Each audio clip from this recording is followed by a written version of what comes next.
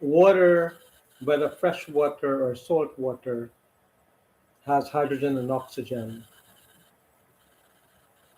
Each water molecule has one hydrogen ion and two oxygen ions combined, and then they have a charge bias from the covalent bonding. Then you can look at it like I did just a few minutes ago, hours ago, days ago.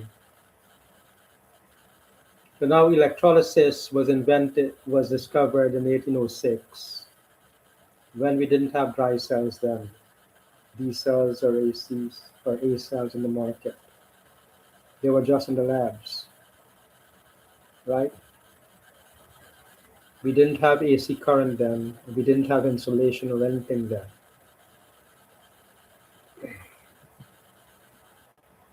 So now doing electrolysis like that is not necessary anymore. You can do it in other methods, which is what I'm suggesting. You have a reservoir of water at a certain level and a certain volume, say 100 kilograms. How much is it? How many? 1 meter cube per kilogram? Is that what it is?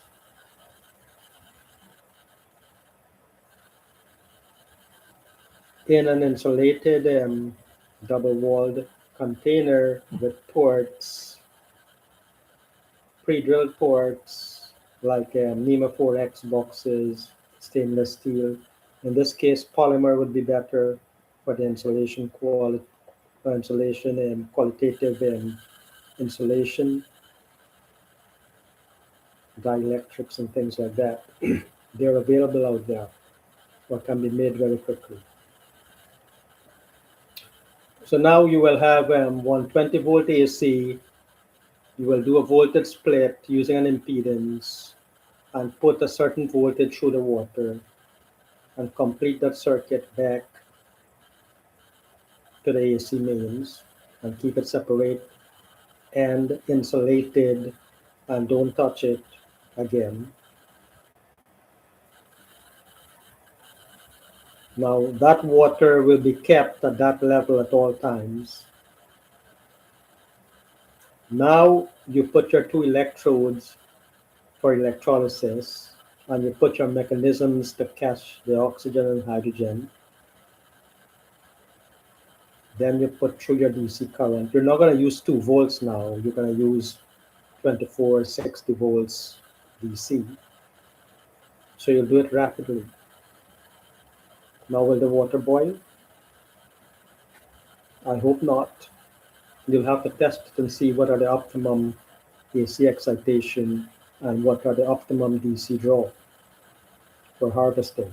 Because the idea is more important than the nominal values. Now you fire it up. You use a hydrogen to run a hydrogen engine that generates current and power. Good? You can use a hydrogen cell, fuel cell technology, right? And use your hydrogen instead of that. If you don't have a hydrogen burn engine, HICE, you tie it up to an alternator. You have three phase voltage ready. You demonstrate it. It works. Then you can do your jet engines like that, and you can do your spacecrafts like that. Because hydrogen doesn't give carbon monoxide to kill you with poison, right? And hydrogen can be turned into oxygen out there. Now you have your batteries, we have those in the markets. You can later spec industrial grade, space grade batteries, and use that as a startup for whatever you're going to do with eventual closed loop systems. It should work. Now, if you're going to use if you're going to use catalyst and 2-volt AC and 2-volt DC and catalyst, that's very expensive. Plus, you want to take out the salt from it and this and that. That's not what we're doing. We're generating power and oxygen. We're generating hydrogen and oxygen. Not drinking water, but you will have drinking water eventually.